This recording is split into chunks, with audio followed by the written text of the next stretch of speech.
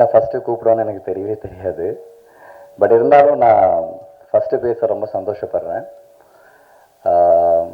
நான் first டைரக்டர்கிட்டேருந்து start பண்ணுறேன். Avatar ரொம்ப டிஃப்ரெண்ட்டான ஒரு பர்சன். எனக்கு அவர்கிட்ட ரொம்ப பிடிச்ச விஷயமே வந்துட்டு ஒரு வேலையை ஸ்டார்ட் பண்ணுறோம், அது எங்கேயுமே நிப்பாட்டாமல் அது முட்டி மோதி அது எவ்வளோ வருஷம் ஆனாலும் எங்கே கஷ்டப்பட்டு அந்த ப்ராடக்டை வந்து என் ப்ராடக்டாக தேட்டர் வரைக்கும் கொண்டு வருவார். நான் ஏன் இதை சொல்கிறேன் அப்படின்னா, இது ஒரு ஒரு 3 to 4 இயர்ஸாகவே இந்த ப்ராஜெக்ட் வந்துட்டு டேக் ஆஃப் ஆகுது. அப்புறமா நிறைய செலவுகள்னால வந்து ஹோல்ட் ஆகுது. ஸோ எங்களுக்கு நிறைய இஷ்யூஸ் இருந்துச்சு, ஆனால் அவருக்கு எங்கேயுமே கிடையாது. ஸோ அவ்வளோ நல்லா ஹேண்டில் பண்ணார். நான் அவரை ரொம்ப நம்பினேன். ரொம்ப க்ரேஸியான ஒரு டைரக்டர். எனக்கு நிறைய தயக்கம் இருந்துச்சு. நீங்கள் பார்த்துருப்பீங்க அந்த சாங்கெல்லாம் வந்துட்டு நீங்கள் பார்த்துருப்பீங்க. நான் சொன்னேன், சார் என்ன சார் அப்படின்னேன். இல்லை சார் ரொம்ப நல்லாயிருக்கும், அந்த கேரக்டரே அப்படி தான், அந்த காதல் குமாரே அப்படி தான் சார், அவர் பைத்தியம் சார் அவன் அப்படின்னாரு. ஸோ அதுக்காகவே நானுமே ஒரு மேக்ஸிமம் எந்த ஒரு பவுண்ட்ரியும் இல்லாமல் என்னென்ன பண்ண முடியுமோ, ஒருத்தன் வந்து ஃபைட் பண்ணால் எப்படி குரங்கு மாதிரி எப்படி குதிச்சு சண்டை போடுவான், இருங்க. ஸோ ஒருத்தன் வந்து ஒரு மங்கி மாதிரி ஒரு கிரேசியான ஒரு பர்சன் எப்படி ஃபைட் பண்ணுவான், அவன் டான்ஸ் ஆனால் எப்படி அவனுக்கு பவுண்டரியே கிடையாது. அவனுக்கு வந்துட்டு ஒரு இப்படிதான் ஒரு மனுஷா இருக்கணுன்றதுலாம் அவனுக்கு கிடையவே கிடையாது. ஸோ அப்படி ஒரு கேரக்டராக பண்ணியிருக்கேன். நான் நிறைய கற்றுக்கிட்டேன் இந்த படத்தில். லாஸ்ட் எனக்கு தெரிஞ்ச படத்தை ஒரு 20 to 30 minutes வந்து படம் ஃபுல்லாக தலைகிலேயே தான் தொங்கி படமே நான் சொல்லியிருப்பேன், இந்த கதையவே சொல்லியிருப்பேன். ஸோ அந்த மாதிரி நிறைய விஷயம் பண்ணேன். எனக்கு ரொம்ப சந்தோஷம். இது ப்ராஜெக்ட் கிடைக்கிறதுக்கு ஒரு முக்கியமான காரணம் வந்து கேமராமேன் வில்லியம்ஸ்னா. தேங்க்யூ ஸோ மச்ண்ணா. அண்ட் டைரக்டருக்கும் இந்த நேரத்தில் ரொம்ப ரொம்ப தேங்க்ஸ். அண்ட் இவ்வளோ நல்ல படத்துக்கு ஒரு நல்ல மியூசிக் டைரக்டர் தேவைப்பட்டது. அப்போ நான் சொன்னேன் டைரக்டர்கிட்ட, சார் நல்ல மியூசிக் டைரக்டர் வேணும் சார். பெரிய மியூசிக் டைரக்டர்கிட்ட போகும்போது பட்ஜெட் பெருசாக இருக்குது, பட் ஆனால் நம்மளுக்கு இருக்கிற பட்ஜெட்டில் நல்ல மியூசிக் டைரக்டர் வேணும். அவர் தான் சார் ஹீரோ. இதுக்கு நான்லாம் ஏதோ சும்மா நடிச்சிருவேன் சார். அவர் மியூசிக் பண்ணலன்னா, அவர் RR பண்ணலன்னா, அவருக்கு அந்த ஒரு ஃபேண்டசி சென்ஸ் இல்லைன்னா அது பண்ணவே முடியாதுன்னு சொல்லும்போது தான் நாங்கள் பார்த்த ஒரு மியூசிக் டைரக்டர் அச்சுண்ணா. அண்ணா தேங்க்யூ ஸோ மச்ண்ணா. எனக்கு உங்களை ரொம்ப பிடிக்கும். நான் உங்களோட சாங்ஸாக இருக்கட்டும், எதுவாக இருக்கட்டும், நான் அதை கேட்கும்போது நினச்சிருக்கேன் ஒரு நாள் இவரோட கண்டிப்பாக ஒர்க் பண்ணணும் அப்படின்ட்டு. ஸோ அதுக்காகவே நான் இந்த படத்தில் உங்களோட மியூசிக்கில் நடிக்கும்போது நான் ரொம்ப என்ஜாய் பண்ணேன். Thank you so much for that. And editor Grayson. So இந்த மாதிரி சொல்லிகிட்டே போகலாம். நிறைய நல்ல டெக்னீஷியன்ஸ் இருக்காங்க. எல்லாருக்குமே இருந்த ஒரே ஒரு ஃபயர் என்னென்னா, இந்த ப்ராஜெக்ட் ஸ்டார்ட் பண்ணியிருக்கோம், எங்கேயுமே நின்றுடக்கூடாது. ஏன்னா இன்றைக்கி நம்ம ஒரு ப்ராஜெக்டை ரொம்ப ஒரு வேகத்தோடு நம்ம ஸ்டார்ட் பண்ணுறோம். ஆனால் யாராவது எதனா சொல்லியிருப்பாங்க, இல்லை எங்கேயாவது ஒரு ஃபினான்ஸ் ப்ராப்ளம் வரும், இல்லைனா சினிமா பிஸ்னஸே இல்லைப்பான்னு சொல்லுவாங்க. இவ்வளோ கஷ்டத்தையும் தாண்டி ஒரு படத்தை கொண்டு வரது ரொம்ப கஷ்டம். ஸோ இவங்க எல்லாருமே சேர்ந்து அதை கொண்டு வந்திருக்காங்க. So thank you so much for that. And ஆக்டர்ஸாக ஜீவாண்ணா எப்போவுமே வந்துட்டு எனக்கு ஒரு அண்ணனாக வந்துட்டு எதுவாக இருந்தாலும், நான் ஒரு படம் நடித்தாலும் சரி, அண்ட் எங்கேயாவது என்னை பார்த்தாலும் சரி, ரொம்ப அன்பாக வந்துட்டு எனக்கு எப்போவுமே வந்துட்டு என் கூடயே இருப்பார். ஸோ இதில் வந்து எனக்கு அவர் வில்லனாக நடிக்கும்போது எனக்கு ரொம்ப ரொம்ப ஜாலியாக இருந்துச்சு. நிறைய பேசணும். ஸ்க்ரீனுக்கு பின்னாடி அண்ணன் தம்பி, முன்னாடி வந்தால் வில்லன் அப்படின்வாரு. So very happy working with Jiiva அண்ணா. அண்ட் இதில் ஹீரோயினாக வந்துட்டு ஷாய்பா நடிச்சிருக்காங்க. அவங்க இன்றைக்கி இங்கே வரல. வெரி சொன்ன ஒரு கல்யாணம் ஆக போகுது. ஸோ அதனால தான் வந்து கல்யாண ஒர்க்கில் பிஸியாக இருக்காங்க. ஸோ இந்த மாதிரி நிறைய டெக்னீஷியன்ஸ் அண்ட் எல்லாருக்குமே, ஆக்டர்ஸ் எல்லாருக்குமே ரொம்ப ரொம்ப நன்றி. அண்ட் அயனார் அண்ணா ரொம்ப ரொம்ப நன்றி. இந்த படத்தை நீங்கள் கையில் எடுத்துக்கிட்டு தேட்டர்ஸுக்கு கொண்டு வர்றதுன்றது ஒரு பெரிய விஷயம். தேங்க்யூ ஸோ மச் அந்த விஷயத்தை நீங்கள் செய்கிறதுக்கு. அண்டு ஆரினா தேங்க்யூண்ணா, ரொம்ப ரொம்ப தேங்க்ஸ். நேற்று ஒரே ஒரு கால் தான் பண்ணேன். ஏன்னா எனக்குமே எல்லாம் லாஸ்ட் மினிட்ல தான் அவர் சொல்லுவார். ஒரே ஒரு கால் பண்ணேன், நீங்கள் வந்தீங்க. தேங்க்ஸ் அலாட் உங்களோட ப்ரெசன்ஸ்க்கு. அண்ட் இங்கே வந்திருக்கிற எல்லா ப்ரெஸ் அண்ட் மீடியா உங்கள் எல்லாருக்குமே ரொம்ப ரொம்ப ரொம்ப நன்றி. நான் நிறைய பேர் வந்துட்டு எனக்கு சில நேம்ஸ் எல்லாம் எனக்கு மைண்டில் நிற்காது. அதனால தான் என்னால் நேம் சொல்ல முடியாமல் அப்படியே எஸ்கேப் ஆயிடுறேன். அண்டு ஸ்டேஜில் இருக்கிறவங்களுக்கும் அண்ட் எங்களை சப்போர்ட் பண்ண இந்த ப்ரெஸ் அண்ட் மீடியா மக்கள், என்னோடய ஃப்ரெண்ட்ஸ், என் ஃப்ரெண்ட்ஸ் இங்கே நிறைய பேர் எனக்காக வந்திருக்கானுங்க. மச்சான் தேங்க்ஸ் அலாட் நீங்களாம் வந்ததுக்கு. ஃப்ரெண்ட்ஸ் ரொம்ப ரொம்ப முக்கியம் லைஃப்பில். ஏன்னா அவங்க வந்து எங்கேயோ ஒரு இடத்துல வந்துட்டு நம்மளை ரொம்ப நம்புவாங்க. அவங்க எவ்வளோ கஷ்டத்தில் இருந்தாலும் கை கொடுத்து நீ வா, ஏன் நான் அவனை கூப்பிட்டு போகிறேன்னு சொல்லிட்டு அவனுங்களும் கூப்பிட்டு போவாங்க. ஸோ அந்த மாதிரி ஃப்ரெண்ட்ஸ் எனக்கு நிறைய கிடச்சிருக்காங்க. ஸோ தேங்க்யூடா உங்கள் எல்லாருக்குமே. அண்ட் இந்த படம் வெரி சூன் தேட்டருக்கு வருது. கண்டிப்பாக நீங்கள் எல்லாம் பாருங்கள். அண்ட் திருமலைன்னா தேங்க்யூ, உங்கள் பேரை மறந்துடுறேன். அண்ட் எல்லாருக்குமே ரொம்ப ரொம்ப நன்றி நீங்கள் வந்ததுக்கு. தேங்க்யூ, தேங்க்ஸ் எல்லாம். ரொம்ப இங்கே வந்த பிற்பாடு ஒரு சின்ன மகிழ்ச்சி இருந்தது. நிறைய சினிமா ஃபங்க்ஷனில் வந்து பிரேம் சாரை பார்த்துட்டே இருப்போம். முதல் முறையாக சினிமாவில் வந்து இணைந்து ஒரு படத்தில் ஒரு தயாரிப்பாளராக இருப்பது பெரும் மகிழ்ச்சி. காரணம், நிறைய படத்துக்கு பின்னாடி நம்மளுக்கே தெரியாமல் எவ்வளவோ பேருடைய உழைப்புகள் இருக்குது. அந்த உழைப்புகள்லாம் தெரியாமல் போயிட்டே இருக்குது. ஸோ இந்த படத்தில் அவர் வந்து ஃப்ரண்ட்டில் நிற்கும்போது உண்மையிலேயே மகிழ்ச்சியாக இருக்குது. அவங்களுக்கு மகிழ்ச்சி தெரிவிப்பது மட்டுமல்ல, இன்றைக்கி படம் எடுக்கிறதுக்கு தயாரிப்பாளர் எவ்வளவு பிரச்சனைகின்றதை ஒவ்வொரு வாரமும் நம்ம சந்திச்சிட்ருக்கோம். சினிமாவே யார் கையில் இருக்குன்னே தெரியல, அவ்வளவு பிரச்சனைகள் இருக்குது. படம் எடுக்கிறது கஷ்டம், படம் எடுத்துட்டு அதை ரிலீஸ் பண்ணுறது அதை விட கஷ்டம், அதை ரிலீஸ் பண்ண பிற்பாடு அதை வியாபார ரீதியாகவே அதை வெற்றி அடைகிறது அதை விட பெரிய கஷ்டங்கள் நாம் தொடர்ந்து சந்திச்சுக்கிட்டே இருக்கோம். அதையெல்லாம் மீறி இந்த படத்தினுடைய தயாரிப்பாளர் ஐயனார் அவர்கள் 2-3 ஃபங்க்ஷனில் அவர் பார்த்துருக்கேன். இந்த படத்தை அவர் எடுத்து திரையரங்கு கொண்டு வர அளவுக்கு அவர் வந்து தைரியமாக வந்து இந்த படத்துக்கு நிற்கிறாருன்னா, இப்படிப்பட்ட ஆட்கள் இருப்பதினால் மட்டுமே சினிமா நம்ம எல்லாரும் வாழ்ந்துக்கிட்டு இருக்கோம். இங்கே இருக்கிற அத்தனை பேரும் சினிமாவில் இருக்கிறதுக்கு காரணம் இப்படிப்பட்ட தயாரிப்பாளர்கள்லாம் புதுசாக வரதுனால்தான். பல லட்சம் தொழிலாளர்கள் மட்டுமல்ல, சினிமாவையே நம்பியிருக்கக்கூடிய எவ்வளோ ரசிகர்கள் இன்றைக்கி படங்கள் வந்து போயிட்டே இருக்குதுன்னா காரணங்கள்னால் இப்படிப்பட்ட தயாரிப்பாளர்கள்லாம் நம்பிக்கையோடு தைரியோடு வந்து படம் எடுப்பதற்கு அவங்களும் சப்போர்ட் இருப்பதனால்தான் இந்த சினிமா இப்பொழுதும் உயிரோடு இருந்து கொண்டிருக்கிறது, நம்மளும் உயிரோடு இருந்து கொண்டிருக்கிறோம். அதே போல் இந்த டைரக்டர் வந்து அவதார் பேரே வந்து டிஃப்ரெண்ட்டாக இருக்குது. நேற்று நைட்டு தான் ஃபோனில் பேசினார். முதல் படத்தினுடைய டைரக்டரையே ஒரு இயக்குனர் பாராட்டுறார் அப்படின்னு சொல்லும்போது, நம்ம இங்கே இருக்கிற எத்தனையோ பேர் நீங்கள் திடீர்னு கூட நாளைக்கு ப்ரொடியூசர் ஆகலாம். இதுதான் ஒரு விழாவினுடைய சிறப்பு. இப்படி இந்த வழி இப்படி சொல்கிற சொல் வழியாகவும் செவி வழியாக தான் ஒரு இயக்குநர்களுக்கு பட வாய்ப்புகள் தொடர்ந்து கிடைக்கும். அந்த படத்தினுடைய கதாநாயகனை 4 ஆண்டுகளுக்கு மேலாக அந்த படத்தை தொடர்ந்து சுமந்து கொண்டு எந்த தோய்வு இல்லாமல் ஒரு படத்தை எடுப்பது ரொம்ப ரொம்ப கஷ்டம் கிடையாது, ஈஸி. படம் எடுப்பது ரொம்ப ஈஸி, படத்தை வெளியே கொண்டு வரது ரொம்ப ஈஸி. அதை வியாபாரம் செய்வது மட்டும்தான் இங்கு கடினமாக இருக்கிறது. தெரிந்தவர்களுக்கு அது கடினமாக இருக்கிறது. காரணம், இந்த இயக்குனரை அன்பு தம்பி மகேந்திரன் அவர்கள் மனதார பாராட்டியிருக்கிறார். அவ்வளோ ஒரு இயக்குனர் இருந்தால் மட்டும்தான் அந்த படம் வந்து வெளியே வருங்க. ஒரு இயக்குனர் ஒரு தயாரிப்பாளரோடு இணைந்து இருந்தால் அது எவ்வளவு ஒரு சுமையாக இருந்தாலும் அந்த படம் ஈஸியாக வந்து திரையரங்குக்கு வரும், மக்கள்கிட்ட போய் சேரும். அது முதல் படைப்பிலேயே அவதார் அவர்கள் இந்த படத்தில் வந்து பேர் எடுத்திருக்குது. கண்டிப்பாக அவருக்கு வந்து ஒரு பெரிய நம்ம கைத்தட்டு கொடுக்கணும். ஏன்னா அவ்வளோ பெரிய உழைப்பு. நான் காலையில் வந்ததுலேருந்து பார்க்குறேன். அவர் எந்த ஒரு பந்தாலாம் இல்லை. ஃபஸ்ட்டு படம் பண்ணுற டைரக்டர்லாம் பார்த்தீங்கன்னா கதை சொல்லி ஆஃபீஸ் போட்டுக்கிட்டுன்னு எவ்வளோ நடக்குதுன்றது பார்க்குறோம் கண்ணுக்கு முன்னாடி. அதையெல்லாம் கடந்து ஒரு சினிமா கலைஞனாக தொடர்ந்து அவருடைய பணிவை பார்த்து நான் உண்மையிலேயே தூரத்திலிருந்து பார்த்துட்டே இருந்தேன். அவர் வாட்ச் பண்ணிக்கிட்டு இதை ஒரு அழகாக கொண்டு வந்து இன்றைக்கி படத்தை இசை விழாவுக்கு கொண்டு வந்துட்டார். அடுத்த ரிலீஸுக்கும் ஐயனார் சார் சொன்ன போல் ஈஸியாக அந்த படம் வெளியே வந்துடும். யாரும் வந்து வாங்கலையானாலும் சரி, பணம் இல்லைனாலும் சரி, அவர் கண்டிப்பாக அந்த படத்தை ரிலீஸ் பண்ணிவிடுவார். அவ்வளோ பெரிய ஒரு சினிமாவை நேசிக்கக்கூடிய கலைஞனாக அவரை பார்க்குற ஐயனார் அவர்களை. இன்னொரு விஷயத்தையும் இந்த மேடையில் சொல்ல ஆசைப்பட்றேன். இந்த டைலர் பார்த்தோம்.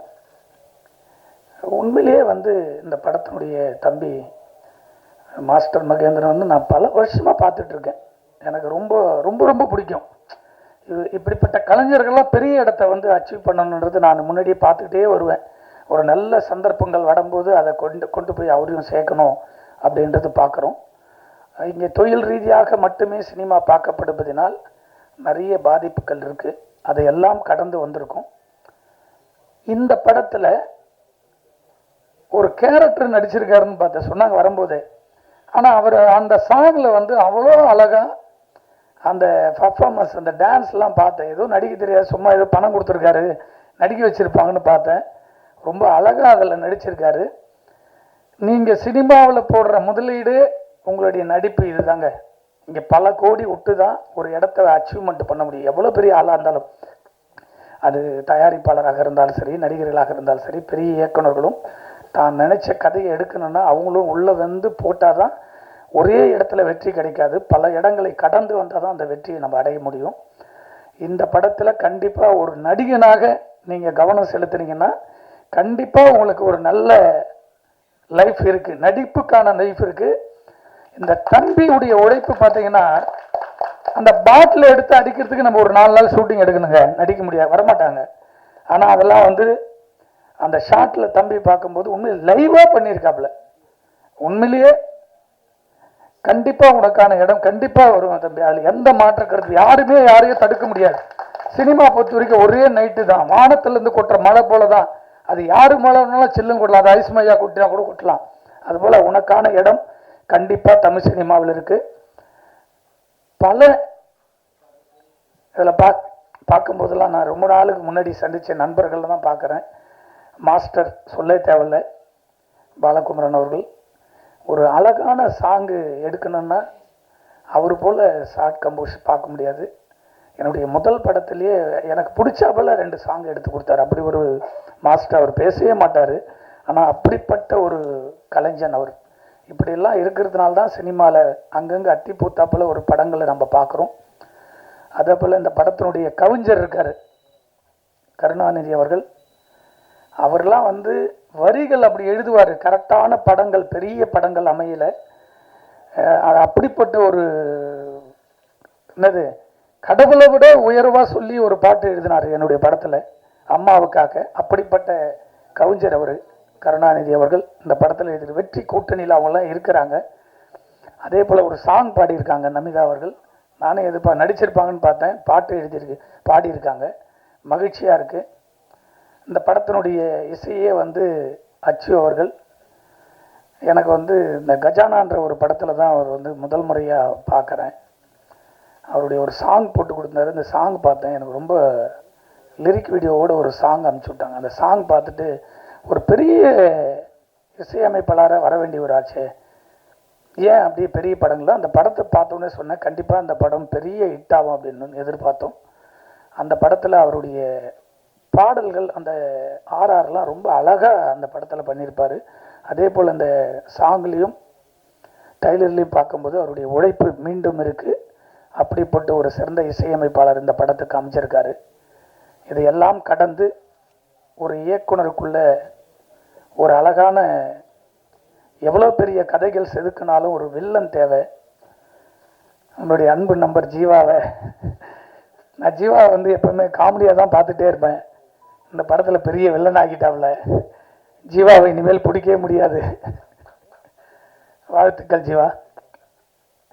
அதே போல் இந்த படத்தில் நடிச்சிருக்கிற டெக்னீஷியன், கேமராமேன் அனைவருக்கும் நன்றி சொல்லி, கரை நாளைக்கு வந்து கரைன்னு ஒரு படம் ஃபங்க்ஷன் இருக்குது. திடீர்னு இந்த படத்தினுடைய டைட்டில் கூட என்கிட்ட சொல்லலை எதிரேட்டு. இதுதாங்க இங்கே வந்து எங்கே போர் உருவாகுது அப்படின்னு சொன்னால், நாட்டில் வறுமை கோட்டு கீழும் வறுமை கோட்டுக்கு மேலும் தான் போர் உருவாகிறது. ஒரு தயாரிப்பாளர், சிறுபட தயாரிப்பாளர்கள் மட்டும்தான் தமிழ் சினிமாவை சொந்த பணம் எடுத்துட்டு வந்து பல வீடுகளுக்கு படம் முடிஞ்சு நினைப்போம், முடியாது, அந்த டைமில் ஒரு வீடு விற்பாங்க. சரி, அதை முடிச்சுட்டு கடந்து வந்துடும் நினைக்கிறோம். சில டைரக்டரால் பட்ஜெட்டில் பண்ண முடியலன்னா வீட்டில் இருந்து அப்போ தான் ஒரு 50 பவுன் எடுத்து போய் பேங்க்கில் வைப்பாங்க.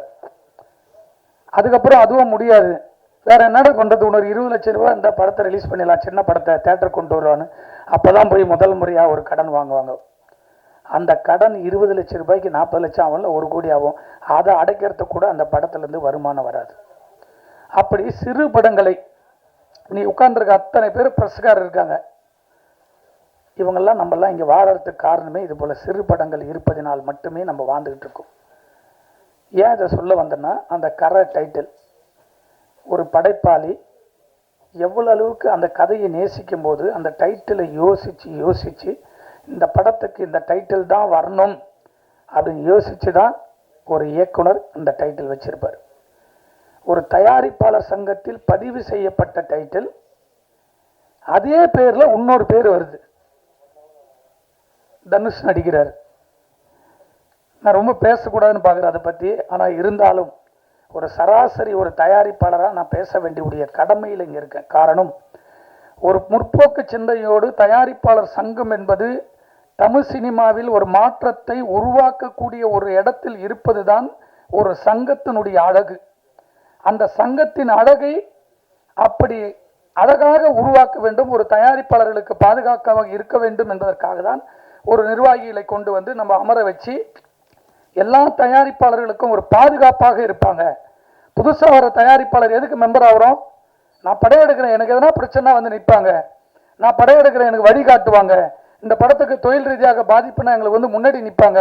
படம் ரிலீஸில் பிரச்சனை வந்து நிற்பாங்கன்றதுக்காக தான் ஒரு சங்கம். அந்த சங்கத்திற்கு நாம் இணைந்து அதில் உறுப்பினர் ஆகிறோம். ஒரு டைலர் சென்சார் பண்ணிட்டாங்க, படத்துக்கும் சென்சார் போயிடுச்சு. சென்சார் போர்டு 2 டைட்டில் எப்படி டைட்டில் கொடுப்பாங்க? ஒரு 5 ஆண்டுகள் முடிஞ்சா கூட நம்ம பைலா பிரகாரம் திரும்ப அந்த டைட்டிலை வந்து வேற ஆள் யூஸ் பண்ணிக்கலாம்.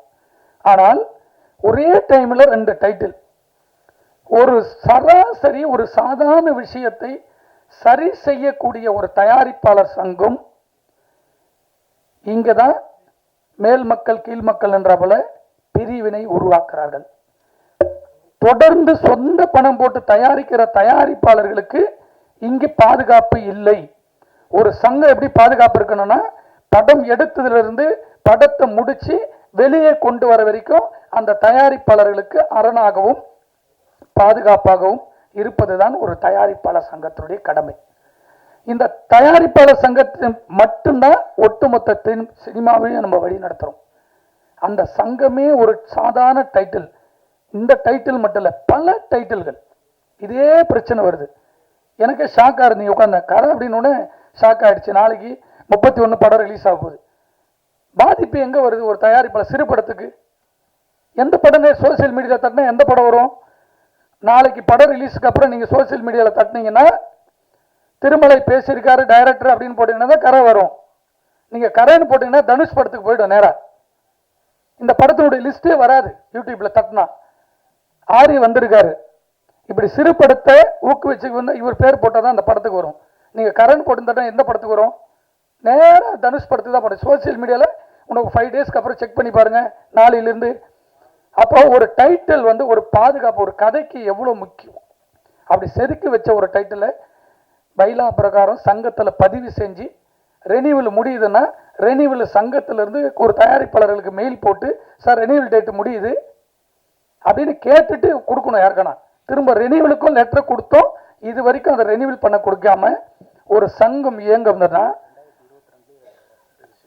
22 பண்ண டைட்டில் முதல் முறையா தயாரிப்பாளர் சங்கத்தில் ஒரு புரட்சியை நான் பார்த்தது அன்பு நண்பர், என்னுடைய ஆர்வீர் நண்பர் விஷால் மூலம் தான் நான் புரட்சியை பார்த்தேன். ஒரே ஒரு தலைவராக பதவி ஏற்றுக்கின 10 நாள்ல எந்த சங்கமானாரு சினிமா வழி நடத்துறது இங்குதான் உட்கார்ந்து 6 மாசத்துல அவ்வளவு திட்டங்களை போட்டு யாருக்கிட்ட நம்ம பிச்சை எடுக்கக்கூடாது. படம் எடுக்கிற தயாரிப்பாளர்கள், படத்தை நம்பி நடிச்சிருக்க கலைஞர்களுக்கு அந்த படம் கிராண்டா வெளியே வரணும். கியூபுல போய் கண்டென்ட் கொடுத்துட்டு எங்க நிக்கிறோம்? அவங்களுக்காக 4 மணி நேரம் டைம் சொல்லுவாங்க ஒரு படத்தை பார்க்கறதுக்கு ஃபர்ஸ்ட் காப்பிக்கு.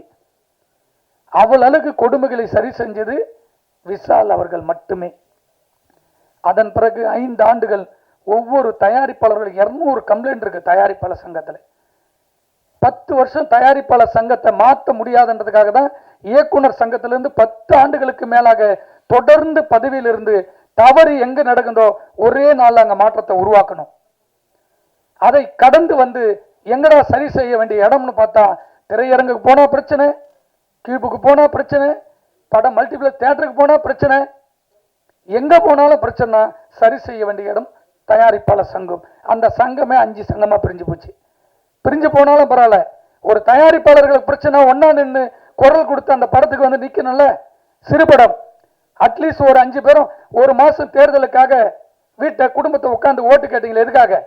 இங்க தயாரிப்பாளர்களுக்கு 2 பேர் சங்கத்திலிருந்து ஒரு பொக்கை எடுத்துட்டு வந்து கொடுத்து ஒரு தயாரிப்பாளரை வாழ்த்தணும். அதுக்குதான் ஒரு சங்கம். அதை கூட செய்யறதுக்கு முடியலன்னா எதுக்கு நீங்க எல்லாம் பதவியில் இருக்கீங்க? பதவி எதுக்காக? மன வருத்தம். ஒரு வாரத்துல இருந்து நம்ம ரொம்ப மன உளைச்சல் இருந்தேன். நாங்க சினிமாவை நம்பி மட்டுமே வாழ்ந்துட்டு இருக்கக்கூடிய ஒரு கலைஞர். எல்லாரும் போராளி உருவாக மாட்டான், 1000 பேர்ல ஒரு ஆள் தான் போராளி உருவாகுவாங்க. அப்படி தொடர்ந்து தொடர்ந்து சினிமாவை வழி நடத்த வேண்டும் என்று பல முறை போர்க்குணம் கொடுத்துரும். இன்னைக்கு தயாரிப்பாளர் சங்கத்தில் 100 ரூபாய் இல்லை, கோடி கோடியா ஐநார் சார் சொன்னார், சார் இப்போ கூட ஒரு படம் ஷூட்டிங் ஒரு 5 லட்சம். இப்படிப்பட்ட தயாரிப்பாளர்கள் நீங்க பாதுகாத்து பாருங்க. 1000 தயாரிப்பாளர் சினிமாவுக்கு படையெடுக்கிறதுக்கு வருவாங்க. அப்பதான் மகேந்திர போல, ஜீவா போல புது புது இயக்குனர்கள் உருவாக முடியும், நடிகர்கள் உருவாக முடியும். எப்படி வருவாங்க? இப்படி ஒரு பாதுகாப்பே இல்லைன்னா பயந்துட்டு தான் ஓடுவாங்க. அந்த 5 நாளுக்கு முன்னாடி ஒரு பேட்டி பார்க்குறேங்க. ஒரு கண்டென்ட் ஜனநாயகம் படத்துக்கு ஒரு எடிட்டிங் ரூம்ல இருந்து போது ஒரு தயாரிப்பாளர் சங்கத்தில் உட்கார்ந்து ஒட்டுமொத்த நிர்வாகிகளும் உட்கார்ந்து ஒரு கண்டனத்தை இமிடியேட்டா கண்டனத்தை தெரிவிச்சு ஒரு 100 பேர் ஒன்னா சேர்ந்து ஊர்வலமா போய் கமிஷனரை பார்த்து கம்ப்ளைண்ட் கொடுக்கறதுக்கு கூட ஒரு ஆள் இல்லை இந்த தமிழ் சினிமாவில். இதுக்கெல்லாம் ஒரு சங்கம், ஒரு வீடியோ போட்டு பதிவு போடுறோம் ஒரு சங்கத்துக்கு. எப்படி 500 கோடி ரூபாய் படம் எடுத்த ஒரு படம் சாதாரணமா வருது? இதுக்கு சோசியல் மீடியால கத்துற ஒரு இயக்குனர்களோ பெரிய நடிகர்களோ யாருமே இல்லை. ஒரு சிலர் மட்டும் கண்டனத்தை தெரிவிச்சிருக்காங்க. கரப்ஷன். போலீஸ் நினைச்சா ஒரே நாள் கண்டுபிடிக்க முடியலாம். குறைஞ்சது தனிப்பட்ட ஒரு மனிதனாக ரொமான்ஸ்னு ஒரு படம் ரிலீஸ் ஆகுது, ஈவினிங் கண்டென்ட் வருது, நேரம் உண்ணாதவரம் உட்கார போய் கமிஷன் உட்கார்ந்த பிற்பாடு சார் 31 நாள் என்கொயரி, தயாரிப்பாளரை மட்டுமே கேள்வி கேட்கிறாங்க. எத்தனை கோடி படம் போட்டீங்க, எப்போ போட்டீங்க, என்ன பண்ணீங்க, எப்படி கண்டென்ட் போச்சுன்னு. ஏன்டா கண்டென்ட்? இந்த சோசியல் மீடியால இந்த சைட்ல ஃபுல் படத்தை போடுறான். ஏன் படம் மட்டும் இல்லைங்க, வார வாரம் ரிலீஸ் ஆகிற எல்லா படம் வருது. ரஜினி சார் படம், கமல் சார் படம், எல்லா படம் வருது. அதை தடுப்பது யாருடைய கடமை? இத்தனை பேர் நீங்க இருக்கீங்களா, இத்தனை பேர் யாரும் ஃபுல் படம் கண்டிச்சிருக்கீங்களா? ஹீரோ கண்டுக்கல. யார் சொன்னது? முதல் கடிதமே அவரு அமைச்சிருக்காரு. யார் சொல்லன்றது? ஹீரோ வந்து முதல் கடிதமே அவரு அமைச்சிருக்காரு. யார் சொன்னது? எது லேட்டான எப்ப அமைச்சாரு? அவர் டைமோட பாருங்க. சோசியல் மீடியாவில் அனௌன்ஸ் பண்ண உடனே முதல் மீட்டிங் பெப்சியோட நடக்குது. பெப்சி மீட்டிங் போறதுக்கு முன்னாடியே விஜய் அவர்கள் அவருடைய கடிதத்தில் இமிடியேட்டா கமிஷன் ஆஃபீஸ் கம்ப்ளைண்ட் கொடுக்கிறார். ரெக்கார்ட்ல பாருங்க, ரெக்கார்ட்ல காமிங்க. நான் சொல்றேன் உங்களுக்கு. ப்ரொடியூசர் கவுன்சில் போட்டது 3 நாளைக்கு அப்புறம் முதல் மீட்டிங் போட்டது நடப்பு சங்கம். உடனடியா சோசியல் மீடியால நீங்க கேட்டது வரவேற்கும் பிரதர். நீங்க தயாரிப்பாளர் சங்கத்தில் கேட்டீங்களா? என்னைக்கு மீட்டிங் போட்டாங்க?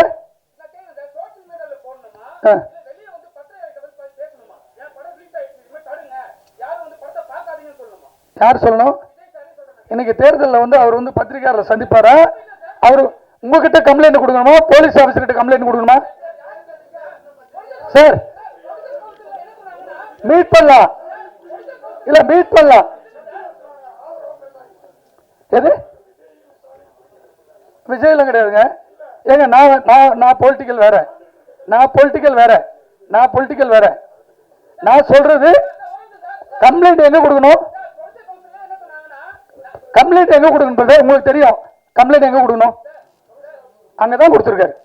விஜய் அவர்கள் யாருக்கிட்ட சொல்ல கமிஷன் ஆபீஸ்ல முதல் கம்ப்ளைண்ட் அவர் தான் கொடுத்திருக்காரு. அதுக்கப்புறம் தான் நடப்பு சங்கம் இருக்கு. சோசியல் மீடியால இருக்கு, சோசியல் மீடியால இருக்கு. பிரதர் உங்களுக்கு ரெக்வஸ்ட் சொல்ற பர்சனல் வேற. அவருடைய ஃபுல் படத்தை ஒரு தயாரிப்பாளர் கம்ப்ளைண்ட் கொடுக்கிறாரு. நடிகர் முதலையே கம்ப்ளைண்ட் போட்டு இந்த படம் லீக் அவுட் ஆயிடுன்னு கமிஷன் ஆஃபீஸர் கொடுக்குறாரு. தயாரிப்பாளர்கள் கொடுக்குறாங்க. இதை நாம் ஒட்டுமொத்த இண்டஸ்ட்ரி சேர்ந்து தான். நான் தான் சொல்றேன், ப்ரெஸ் எங்க இருக்கு? தனியாவா இருக்கு? சினிமா குடும்பம் தானே. நாம் ஒன்னா சேர்ந்து இதை கண்டனம் தெரிவிச்சிருக்கணும். நம்ம தெரிவிக்கல, நம்ம மேல தப்பு இருக்குல்ல. விஜய் விட்டுருங்க, டெய்லி ரிலீஸ் ஆகிற படம்.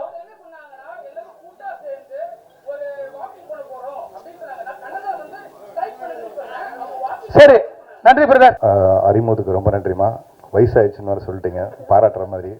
ஸோ அதான் நான் அச்சு விட்டு கேட்டேன். நம்ம ரிலீஸ் ஆகி மாலைப்பொருள் மயக்கத்திலேயோட மியூசிக் டைரக்டர். இன்ன வரைக்கும் நிறைய பொண்ணுங்க வந்து ஆரியை கொஞ்சம் பிடிக்கும்னு சொல்கிறதுக்கு காரணம் அவர் கொடுத்த அந்த ஆல்பம் தான்.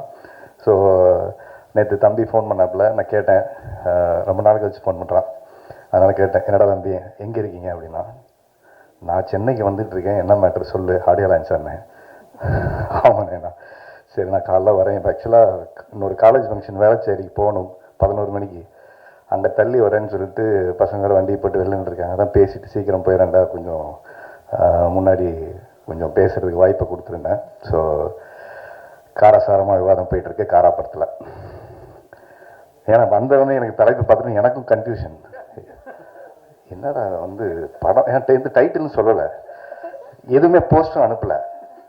எனக்கும் கூப்பிட்டுருக்கான், விஜய் மில்லன் சாரையும் கூப்பிட்டுருக்கான். அவர் காலையில் ஃபோன் பண்ணி அவர் கேட்டார், கூப்பிட்டான்டா திடீர்னு இப்போ தெலுங்கு பிஸ்னஸ் கால் பண்ணிட்டாங்க, அவன்கிட்ட சொல்லு வர முடியலன்னு சொல்லிட்டு. என்ன படம்னு என்ன கேட்குறாரு. இல்லை சார் அவன் கூப்பிட்டான் வரான்னு சொல்லிட்டேன், எந்த தகவலும் இல்லை, எனக்கு எதுவுமே அவன் அனுப்பலை அப்படின்னு. அப்படின்னு சரி விஷ் பண்ணேன்னு சொல்லிவிடு, இந்த மாதிரி வர முடியலன்னு சொல்லிடு அப்படின்னு சொன்னார். உள்ளே வந்தோடனே எனக்கு கன்ஃபியூஷன், இந்த பக்கம் இந்த போஸ்ட் சுற்றும் போது இதில் கரான் இருக்குது, அந்த பக்கம் தனுஷோட போஸ்ட் இருக்குது, இவர் டைட்டில் அவர் எடுத்துட்டாரா, அவர் டைட்டில் இவன் எடுத்துட்டாரா அப்படின்னு சொல்லிட்டு ஒரு குழப்பத்திலே தான் நான் உள்ளே வந்தோடனே. நான் தமிழ் இங்கிலீஷ் கீழே போட்டிருக்காங்களே, காராவா இல்லை கராவா அப்படி இந்த பேரெல்லாம் நம்ம மாற்றிப்போம் இல்லையா, அது யார் வச்சாங்க என்ன பிரச்சனை தெரில. வந்து உட்காந்து நானும் சாராக தான் பேசிட்டு இருந்தோம். வந்து உட்காந்தவொடனே அவர் பொங்கி இருக்கிறதெல்லாம் கொட்டிட்டாரு, அவர் மனசில் இருந்த விஷயங்கள் எல்லாத்தையும். இது குழப்பம்தான். இது வந்து இப்போ நாங்கள் எந்த காராவை பார்க்கணுங்கிறத முதல்ல ரிலீஸ் டேட்டை வச்சு தான் முடிவு பண்ணோம். இந்த டேட்டில் ரிலீஸ் ஆன படம் மகேந்திரன் படம், அந்த டேட்டில் ரிலீஸ் ஆன படம் தனுஷ் படம். ஸோ அதனால் தம்பி தனுஷோட ரெடி ஆகிட்டான்னு நினைக்கிறேன். ஏன்னா வழக்கமாக மாஸ்டர் மகேந்திரனா நமக்கு தெரியும்ல, மாஸ்டர் இனிமேல் அழிஞ்சு மகேந்திரனா அவனுடைய பேச்சு நிறைய இடங்கள்ல முதிர்ச்சியோடு இருக்குது. ரொம்ப அதுக்கு வாழ்த்துக்கள். ரொம்ப நிறைய பக்குவமாக பேசுகிறான், மைக்கெல்லாம் பார்த்துட்டு. ஏன்னா நாங்கள் சின்ன வயசுலேருந்து அவனை பார்த்துட்டே இருக்கனால என் ஒய்ஃப் சொல்லிட்டே இருப்பாங்க, அவனை ரொம்ப பிடிக்கும் வீட்டில். அவனை பார்த்தே வர இடம் ரொம்ப நாள் ஆச்சு அப்படின்னாங்க. அவன் ஒரு வீடியோ பேசியிருக்கான், அவனை பார்த்து அவன் எப்படி பேசுகிறான்னு சொல்லிட்டு அப்படின்னு சொல்லி 2 பேரும் ரொம்ப பெருமையாக பேசிட்டு இருந்தோம். அதனால் அவன் வந்து தளபதி ஃபேன் வேறு. அதனால் மைக்கை பிடிச்சானா சில நேரங்கள் உணர்ச்சி செய்யப்பட்டு மனசில் இருக்க எல்லாத்தையும் கொட்டிடுவான். உட்கார சொல்லலாம், நிறைய பேசணும் அவனை பற்றி. ரொம்ப ரொம்ப அவங்ககிட்ட எனக்கு பிடிச்ச விஷயம் என்னன்னா டிட்டர்மினேஷன். ஒரு வேலையை எடுத்துக்கிட்டோம் அப்படின்னா அதை முழுமையாக செஞ்சிடணும். தோத்தா கூட அவனால் அப்படியே பல்ல கடிச்சிட்டு இருப்பான். ஒரு ஷார்ட் பேட்மிண்டன்லாம் ஆடும்போது தோத்துட்டோன்னா அதை ஏன் தோத்தோம், அதை எப்படி சரி பண்ண முடியும், ஆனால் வாங்கினேன் திருப்பி ஒரு கேம் போட்டு ஜெயிப்பான் அப்படின்வான். அவங்ககிட்ட ஒரு நல்ல ஸ்பிரிட் இருக்கு. எல்லாரும் வெற்றி தோல்வி வரும். ஆனால் இந்த மாதிரியான ஹீரோக்களுக்கு இருக்கிற குவாலிட்டிஸ் என்னன்னா, ஒரு படத்தை தோளில் சுமந்துக்கிட்டு போகக்கூடிய ஹீரோக்களில் மிக முக்கியமான ஒரு ஹீரோ. கடைசி வரைக்கும் அந்த படத்துக்கு என்ன வேலை செய்யணும், நான் 4 வருஷத்துக்கு முன்னாடி டேட் கொடுத்தா என்ன, அது வந்து இன்றைக்கும் அந்த படத்துக்கு நம்ம நேர்மையாக வேலை செய்யணும். கையில் அதுக்கெல்லாம் வேற ஒரு புது படம் வந்தால் கூட அந்த படத்துக்கும் நம்ம சரியாக நியாயமாக செய்யணும். அந்த தயாரிப்பாருக்கு அந்த இயக்குனருக்கு அது என்ன செய்யணுமோ அதை செய்கிறது இருக்குல்ல. நேற்று அவன் பொண்ணை ஃபோன் கால் கூட எனக்கு தெரிஞ்சு ஒரு 20 பேர் கூப்பிட்டுருப்பான்னு நினைக்கிறேன். ஏன்னா இன்னைக்கு நிறைய நடிகர்கள் படம் நடிக்கிறோம், அவங்க நடித்த படத்துக்கு விளம்பரத்துக்கு அவங்களே வர்றதில்லை. இப்போ அது ஃபேஷன் ஆயிடுச்சு. இப்போ அது ஹீரோயினாக இருக்கட்டும், சில இடங்களில் ஹீரோவாக இருக்கட்டும், யாருமே வர்றதில்லை. இதில் இன்னொரு காமெடி என்னென்னா, அவங்க நடித்த படம் இந்த ப்ரீமியர் போட்டால் அதை பார்க்கவும் அவங்க வர்றதில்லை. இண்டஸ்ட்ரியில் இவங்க கூப்பிட்டாலும் நிறைய பேர் அவங்களுக்கும் நிறைய வேலை இருக்குது அப்படின்னு வர்றதில்லை. இப்படியான சில சிக்கல்களான சூழல் இருக்குது. திடீர்னு நேற்று ஃபோன் பண்ணோன்னே எனக்கு இன்னொரு டவுட் வேறு. இவன் ஏதாவது கட்சியில் தொகுதியில் ஜாயின் பண்ணி எங்கேயாவது எலெக்ஷன் கேம்பெயினில் இருக்கான் போல இருக்கு அப்படி நான் நினச்சிட்டு இருந்தேன். இவன் பேச்சு தோரணை எல்லாம் பார்த்தோன்னே அவர் இளைய தளபதியாகி அவர் கட்சி ஆரம்பிச்சிட்டாரு. தம்பி இளைய தளபதியாகி சரி மறுபடியும் ஜாயின் பண்ணி ஏதாவது தொகுதியில் இதில் நிற்கிறான் போல இருக்குன்னு நினச்சிட்டு இருந்தேன். கேட்டேன், கூப்பிட்டாங்க போகலண்ணே, படம் நடிக்கிற வேலையெல்லாம் இருக்குது, கொஞ்சம் சம்பாதிச்சு சேர்த்து வச்சுட்டு போவேன்னா. அதனால் நான் தான் சொன்னேன், இது எலெக்ஷன் டைம் வேறு, நிறைய கேம்பெயினில் நிறைய கோரிக்கைகள்லாம் வைக்கிறாங்க. இனி ஏதாவது கமிட்டியில் இருக்காடா, பார்த்து ஏதாவது சினிமாவுக்கு பார்த்து செய்ய சொல்கிறா அப்படின்னு சொல்லி அவங்ககிட்ட கேட்டேன். நான் ஏன்னா என்ன வம்பளுத்து விட்றீங்கன்னு கேட்டேன். இல்லை இருக்க நிலைமை பார்த்தா விவசாய கடன் ரத்து, அது மாதிரி கூட்டுறவு நகை வச்சவங்க, அதுவங்க படிப்பு கல்வி வாங்கினவங்க, அதுக்கப்புறம் இப்போது டிகிரி முடித்து வீட்டில் சும்மா இருக்கிறவங்க, அப்புறம் டிப்ளமோ முடித்தவங்க. எனக்கு ஒரு டவுட் வந்துச்சு, ஐயோ நம்ம 8th fail 8th pass 10th fail நமக்கெல்லாம் ஒன்றுமே இல்லையா, அப்போ இந்த ஃபெயிலான கூட்டத்துக்கெல்லாம் ஒன்றுமே இல்லைங்கிற ஒரு கவலை நிறைய பேர் இதை பார்த்தவங்களுக்கு இருக்கும். டிப்ளமோ படித்தவனுக்கு ஓகே, டிப்ளமோ படிக்காத ஆள் ஒரு பெரிய கூட்டம் இருக்கே, அவங்களுக்கெல்லாம் ஏதாவது ஒன்று அப்படின்னு யோசிக்கும் போது இன்னொரு ஆதங்கமான விஷயம் என்னென்னா, சினிமா துறைக்கு எந்த அறிக்கையுமே இல்லை. ஸோ இன்னைக்கு நிற்கக்கூடிய அனைத்து கட்சிகளுமே நிறைய மக்களுக்கான நிறைய திட்டங்களை அவங்க அறிவிச்சிருக்காங்க. அதை பற்றின விமர்சனங்களை விட்டுருவோம். அவங்க ஒரு மக்களுக்கு என்ன செய்யணுங்கிற நோக்கத்தோடு அதை விட்டுருக்காங்க. அதே மாதிரி சினிமா துறையில் எனக்கு தெரிஞ்சு பல லட்சம் பேர் இருக்காங்க. பல குடும்பங்கள் இந்த சினிமாவை நம்பி இருக்கு. அவங்களுக்கான ஏதாவது ஒரு திட்டங்கள் இருந்தால், எங்களுக்கெல்லாம் ஓட்டு இருக்கு, ஞாபகம் வச்சுங்க, சினிமாவில் இருக்கவங்களுக்கும் ஓட்டு இருக்கு. அதனால அவங்களுக்கான சில திட்டங்களையும் நீங்கள் கொஞ்சம் அறிவிச்சிங்கன்னா நாங்களும் மனசு சந்தோஷப்பட்டு இதெல்லாம் வந்தால் இதெல்லாம் செய்வீங்கன்னு எங்களுக்கும் ஒரு சந்தோஷம் இருக்கும். ஏன்னா ரொம்ப நாளாக வந்து அந்த டிக்கெட்டிங் வந்து ஆன்லைன் டிக்கெட்டிங்கான விஷயங்கள் கொஞ்சம் அதை முறைப்படுத்தணும், அதுக்கான விஷயங்கள் அவங்க ரொம்ப நாளாக கோரிக்கையாக வச்சுக்கிட்டே இருக்காங்க. ஸோ அதெல்லாம் கொஞ்சம் பண்ணிட்டு இந்த இருக்கிற பிரச்சனைகள்லாம் சினிமாவில் ஒரு படங்கள் வெளியீட்டில் இருக்கக்கூடிய சிரமங்களை தவிர்க்கிறதுக்கு ஒரு வழிமுறைகளை கொண்டு வரணுங்கிறது ரொம்ப ரொம்ப முக்கியமாக இருக்குது. இன்றைக்கி படம் எடுக்கிறது முக்கியமே இல்லை, சார் சொன்ன மாதிரி தேட்டரில் ரிலீஸ் பண்ணுறது தான் இன்றைக்கி ரொம்ப கஷ்டமான ஒரு சூழல். ஸோ அதை நம்ம எல்லாம் ஒன்றா இருந்தால் தான் செய்ய முடியும். அதில் ஒரு டிவைடிங் பாலிடிக்ஸ் சொல்லுவாங்க. அதாவது இங்கே பிளவுவாத அரசியல் வந்து ஒரு இடத்துல இருக்குன்னு நம்ம சொல்லிக்கிட்டே இருக்கோம். உண்மையாகவே பிளவுவாத அரசியல் சினிமாவில் நிறையா இருக்குது. ஏன்னா நம்ம யாருமே ஒன்றா இருக்கிறது இல்லை. அதுதான் ரொம்ப தமிழ் சினிமாவுடைய மிக வருத்தப்படக்கூடிய விஷயம். என்னென்னா மற்ற இண்டஸ்ட்ரியில் இருக்கிற ஒரு யூனிட்டி இருக்குல்ல. இப்போ அண்ணன் ப்ரெஸ் அவருக்கு ஒரு பிரச்சனைனா நான் வந்து நிற்கிறதோ, இல்லை எனக்கு ஒரு பிரச்சனைனா புது பிரச்சனையை சொல்கிறேன். இண்டிவிஜுவலாக தனிப்பட்ட கருத்து வேறுபாடுகள் எல்லாருக்குமே இருக்கும். ஆனால் நம்ம இருக்கக்கூடிய தொழில் சார்ந்து இருக்கக்கூடிய விஷயம், நான் ஒர்க் பண்ணி ஆடியோ லான்ச்சே நடக்கலை, இந்த மாதிரி ஒரு நிகழ்வு நடக்காது. இங்கே சாப்பிட்றவருக்கு வேலை கிடைக்காது, இது மாதிரி தேட்டர் இருக்கிறவங்களுக்கு ரெண்ட் கிடைக்காது, இது மாதிரி இந்த கேமரா எடுத்துகிட்டு வரவங்களுக்கு அவங்களுக்கு ஒரு இருக்குது, அதுக்கு பின்னாடி வேலை செய்கிறவங்க இருக்காங்க, அதுக்கு முன்னாடி யூடியூப்போ ஒரு சேனலோ வச்சுருக்கு. இத்தனை எல்லாமே பொருளாதார ரீதியாக ஒரு மிகப்பெரிய பாதிப்புக்குள்ளாகக்கூடிய சூழல் இருக்குது. நம்ம ஏதோ பார்க்குறோம், இது அவருக்கு நடக்குது இவருக்கு நடக்குதுல்ல, இது நமக்கு நடந்துக்கிட்டு இருக்கு. இன்றைக்கி எங்கோ வாரம் நடக்குது. ஆனால் யோசிச்சு பாருங்கள், இன்றைக்கி நம்ம வீட்டில் குடும்பத்தில் பொருளாதார ரீதியாக பிரச்சனை, கேஸ் விலை ஏறிடுச்சு, பெட்ரோல் டீசல் விலை ஏறிடுச்சு, பொருளாதார ஏறிடுச்சு, வாங்கின சம்பளம் அதே தான். ஆனால் நீங்கள் செலவு பண்ணக்கூடிய அந்த வருமானத்தில் செலவு அதிகமாகிடுச்சு. அப்போ இந்த இன்ஃப்ளேஷன் அதிகமாச்சுன்னா நாளைக்கு என்ன பண்ணுவோம்? அடுத்து வட்டி கூட்டிடுவாங்க. யாரெல்லாம் லோன் வாங்கி வச்சுருக்கீங்களோ அப்படியே மனசில் பக்குன்னு இருக்கும்.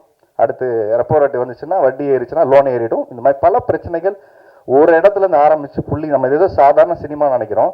ஆனால் இந்த மாதிரியான ஒரு தயாரிப்பாளர் இங்கே வந்து ஒரு ப்ரொடியூஸ் பண்ணுறதில்ல, அவர் நல்ல மனசோடு இங்கே வந்து செய்கிறதுலையும் அடுத்த தடவை செய்யணுமா வேணாமாங்கிற இடத்துக்கு நிறைய பேர் யோசிக்கிற அளவுக்கு தள்ளப்பட்டுருவாங்க. தயாரிப்பாளர் பற்றி சொல்லணும்னா ரொம்ப சந்தோஷமாக இருந்த விஷயம் என்னென்னா, வாழ்க்கையில் எவ்வளோ முன்னுக்கு போனாலும் பெற்ற தாய் தந்தையை மறக்கக்கூடாதுன்னு நமக்கு சொல்லிக் கொடுப்பாங்க. ஆனால் அவருடைய ஃபோட்டோவை இந்த கீழே வச்சு அவர் மாலை போட்டுட்டு அதுக்கப்புறமா அவர் இந்த நிகழ்ச்சியை துவங்கினதுங்கிறது வந்து இது பார்க்குறதுக்கு ஏதோ ஊர் நாட்டானா இருக்குன்னா அவர் மேல் வைத்திருக்கக்கூடிய மரியாதையும் அன்பும் அந்த இடத்துல இருந்து தான் எனக்கு ரொம்ப ஆரம்பிச்சது. பெற்ற தாய் தந்தையரை எந்த இடத்துக்கு போனாலும் மறக்காமல் இருக்கணுங்கிற நிறைய பிள்ளைகளை ஞாபகப்படுத்தக்கூடிய ஒரு தயாரிப்பாளராக இருந்தார். அதுக்கப்புறம் விஜய் சார் வந்து ட்ரைலராக வந்து இன்னைக்கு பார்க்கும்போது நல்லா இருந்தது. ஏன்னா படத்தை பற்றி கொஞ்சம் பேசிடுவோம், பிரச்சனையை பற்றி பேசிட்டா கேப்ஷனே அதை தான் இருக்கும், தனுஷுக்கும் மகேந்திரனுக்கும் கராவில் பிரச்சனையா அப்படின்னு. அது மாதிரி ஸோ இந்த படத்தை பற்றி சொல்லணும் அப்படின்னா, ஒரு மிருகங்களை வைத்து எடுக்கக்கூடிய படங்கள் வந்து நம்ம தமிழ் சினிமாவில் ரொம்ப ரேராக தான் வருது. ஸோ இன்டர்நேஷ்னலில் இதுக்கு ஒரு பெரிய மார்க்கெட் இருக்குது. இந்த மாதிரி ஒரு படம் எடுத்தாலே அதுக்குன்னு ஒரு ஆடியன்ஸ் இருக்காங்க. எப்படி பேய் படங்கள் பார்க்குறதுக்கு ஒரு ஆடியன்ஸ் இருக்காங்களோ, இந்த மாதிரி மிருகங்கள் சார்ந்து இருக்கக்கூடிய படங்கள் அது ஒரு பெரிய மெனக்கடலான வேலை. இது நிறையா ஹோம்ஒர்க் பண்ணி பண்ணணும். ஏன்னா நம்மக்கிட்ட நிஜமாக முதலே கூப்பிட்டு வச்சு வாயை தோறது நடித்து உள்ளே நடிக்க முடியுமா?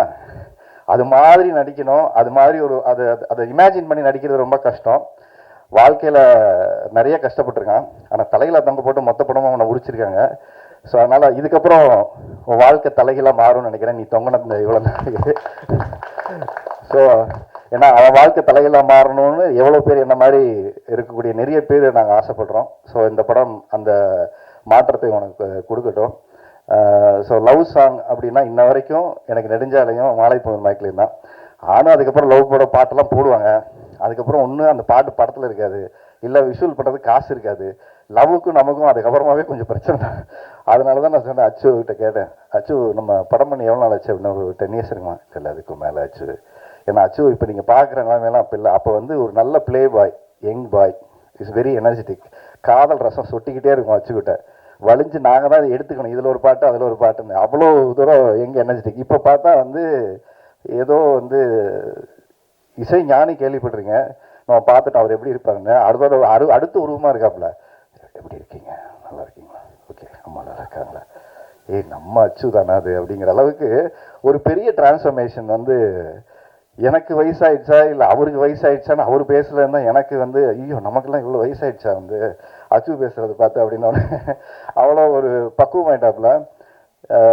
ஸோ அவருடைய ஒவ்வொரு அவருக்கு வயசாயிடுச்சு, அவர் மெச்சூரிட்டி ஆனால் கூட அவர் பாடல்களை இன்னும் இளமையும் துள்ளலும் அப்படியே குறையாம வச்சிருக்காரு வந்து. ஸோ இன்னைக்கு இந்த பாடல்கள் சவுண்டிங்காக ரொம்ப நல்லா இருக்கு. படம் பார்க்கும்போது இந்த பக்கம் விஜய் சேதுபதி கண்ணுக்கு தெரிகிறாரு, இந்த பக்கம் அவருக்கு வில்லனா வந்து ரஜினி. ஏன்னா வாய்ஸாக கேட்கும் போதும் அந்த பாடி லாங்குவேஜ்லாம் பார்க்கும்போதும் விஜய் சேதுபதி வந்து ரஜினிக்கு வில்லனா நடிச்சிருக்காரு, விஜய் சேதுபதி ஹீரோவா நடிச்சு அவருக்கு ரஜினி வில்லனா நடிச்சா எப்படி இருக்கும் அப்படி இருக்கு படம்.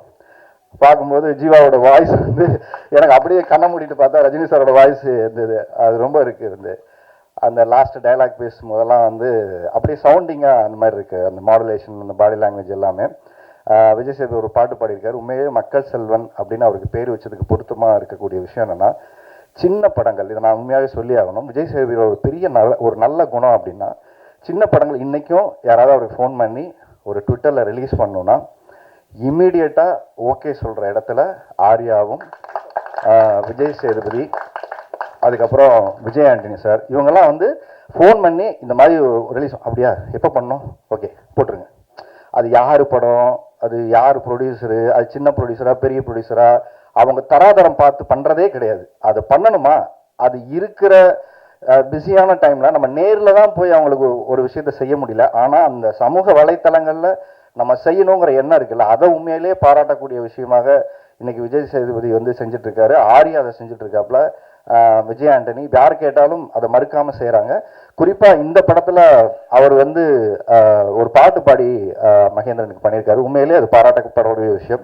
ஏன்னா வளர்ந்து வரக்கூடிய கலைஞர்களுக்கு நம்ம என்ன செய்ய முடியும்னா, நம்மளால முயன்ற உதவிகளை அவங்கவுங்க தளத்திலிருந்து செய்யறதுன்னு இருக்குல்ல, அது ரொம்ப ரொம்ப முக்கியமான ஒரு விஷயம். ஸோ இந்த படம் உனக்கு ஒரு பெரிய பிரேக்காக இருக்கும். அதுக்கப்புறம் நடிச்சிருக்கக்கூடிய கலைஞர்கள் எல்லாருக்குமே என்னுடைய வாழ்த்துக்கள். ஏன்னா ஹீரோயினை பார்த்துட்டு கையாடு லோகர் மாதிரியே இருந்தாங்க. அப்புறம் கேட்டேன், என்ன இல்லை அவங்க வேற அப்படின்னா, சரி 4 வருஷம் ஆச்சு கல்யாணத்துக்கு ரெடி ஆகிட்டு இருக்காங்க அப்படின்னு சொல்லி தம்பி சொல்லிட்டு இருந்தா, நீங்கள் வர முடியலன்னு. ஸோ அவங்களுக்கும் என்னுடைய வாழ்த்துக்கள். நடித்த மற்ற எல்லா கலைஞர்களுக்குமே, டெக்னீஷியன்ஸ்க்கு எல்லாருக்குமே என்னுடைய வாழ்த்துக்கள். தயவு செஞ்சு இந்த படம் உங்களுக்கு பிடிச்சி ப்ரெஸ் ஷோ போடுவாங்க, நல்லா இருந்துச்சுன்னா நல்லா எழுதுங்க, நல்லா இல்லையா அது உங்களுடைய விமர்சனம் சொல்லுங்கள், நல்லா இருந்தால் கூடுதல் 2 வார்த்தையை அதை எழுதுங்க, அதுதான் அந்த படத்தை கொண்டு போய் சேர்க்கும். அதே மாதிரி புதுசாக வரக்கூடிய தயாரிப்பாளர்களுக்கு ஒரு சின்ன ஒரு கோரிக்கையாக நான் வைக்கிறது, நீங்கள் சினிமாவுக்கு வாங்க, வந்தீங்கன்னா நீங்கள் தயாரிப்பு செலவில் 20லேருந்து இன்னைக்கு 30% கட்டாயம் நீங்கள் விளம்பர செலவுக்குன்னு எடுத்து வைக்கக்கூடிய நிர்பந்தம் இருக்குது. அதை கையில் எடுத்து வச்சுக்கிட்டு படத்தை செலவுக்கு வாங்க. படத்தை செலவு பண்ணிட்டு இது யாராவது வாங்குவாங்க, யாராவது ரிலீஸ் பண்ணுவாங்கன்னு நீங்கள் வந்தீங்கன்னா இன்றைக்கி அப்படிப்பட்ட சூழல் இல்லை. அப்போ நம்ம வெளியில் போய் கடன் வாங்க வேண்டிய சூழல் இருக்குது, அப்புறம் அந்த படத்தை ப்ளச் பண்ண வேண்டிய சூழல் இருக்குது. அதனாலேயே அந்த படம் சரியாக விளம்பரம் பண்ண முடியாமல் ரொம்ப கஷ்டப்படுறாங்க. தேட்டர்களும் இப்போ என்ன சொல்கிறாங்கன்னா, நல்ல விளம்பரம் இல்லைன்னா உங்களுக்கு தேட்டர் கொடுக்கறது இல்லை. இன்றைக்கி தமிழ்நாட்டில் இருக்கக்கூடிய அநேக தேட்டருங்கள் தமிழ் சார்ந்து இருக்கக்கூடிய ஓனர்கிட்ட இல்லை, எல்லாமே கார்பரேட்டாக ஒரு பெரிய மால்ஸ் எல்லாமே அவங்கக்கிட்ட இருக்குது. அப்போ அவங்களுக்கு என்ன சொல்கிறாங்கன்னா, சார் நாங்கள் போட ரெடியாக இருக்கோம், நல்ல விளம்பரம் பண்ணுங்க, எங்களுக்கு இப்படி ஒரு படம் வருதுன்னு தெரிய வைங்க அப்படின்னா என்ன பண்ணணும்னு தெரில, எல்லா மாலுக்கு முன்னாடி போய் நம்ம நின்று விளம்பரம் பண்ணணும்னு நினைக்கிறேன். ஸோ அப்படியான சூழலுக்கு இன்றைக்கி தயாரிப்பாளர் தள்ளப்பட்டிருக்காங்க. ஸோ இந்த படத்துடைய தயாரிப்பாளருக்கும் நான் சொல்லிக்கிறது அப்படியே என்னென்னா, விளம்பரங்கள் நீங்கள் என்ன பண்ணுறீங்களோ திட்டமிட்டு சரியாக செய்யுங்க, அதுதான் உங்களுக்கு அங்கே தேட்டருக்கான ஒரு நல்ல திரையரங்கம் கிடைக்கிறது ரொம்ப ரொம்ப முக்கியமாக இருக்குது. மறுபடியும் இந்த பக்கம் அவன் தனுஷோட தான் மோதுவான்னு பார்த்தா அந்த பக்கம் மே டேட்டை போட்டிருக்காரு, அந்த பக்கம் சூர்யா சார் வர்றாரு கருப்பு. ஸோ அதனால் தலைவன் வந்து ரெடி ஆகிட்டான். இளைய தளபதி நான் ஒரு பட்டம் கொடுத்தலான்னு நினைக்கிறேன். தளபதி வந்து நடிக்க போயிட்டாரு, தம்பி நீ இளைய தளபதியே எல்லாரோடையும் மோத ரெடி ஆகிட்டா, இந்த பக்கம் சூர்யா சாரா அந்த பக்கம் தனுஷ் சாரா, டைட்டிலுக்காக வாங்க பார்த்துக்கலாம், ரிலீஸாக வாங்க பார்த்துக்கலாம், ரெடி ஆகிட்டான். ஸோ உன் வாழ்க்கை இந்த படம் மூலம் எல்லாம் தலைகளாக மாறட்டும், நடித்த அத்தனை கலைஞருக்கும் வெற்றி வாய்ப்பை கொடுக்கட்டும். ஸோ நிறைய பேர் வந்து நமக்கு முன்னாடி பேசுகிறவங்க ரொம்ப ஃபயரான ஸ்பீச்லாம் கொடுக்கும்போது நம்ம என்ன பேசணுன்ற விஷயமே நமக்கு எல்லா மேடையிலையுமே மறந்துடும். ஸோ அதனால் நான் யாரையாவது பேர் சொல்ல மறந்துட்டேன்னா அவங்க அட்வான்ஸாக என்னை மன்னிச்சிடுங்க. ஸோ அந்த மன்னிப்பை நான் முதல்ல கேட்டுக்கிறேன். கண்டிப்பாக சில பேரை நான் சொல்கிறதுக்கு மறந்துடுவேன்னு நினைக்கிறேன். அதை கண்டிப்பாக பாருங்கள், மன்னிச்சு வந்துட்டார் எங்கள் கேமராமேன், அவர் பேரை கண்டிப்பாக நான் மறந்துருப்பேன், இப்போ ஞாபகப்படுத்திட்டார், நல்ல வேலை, தேங்க்யூ.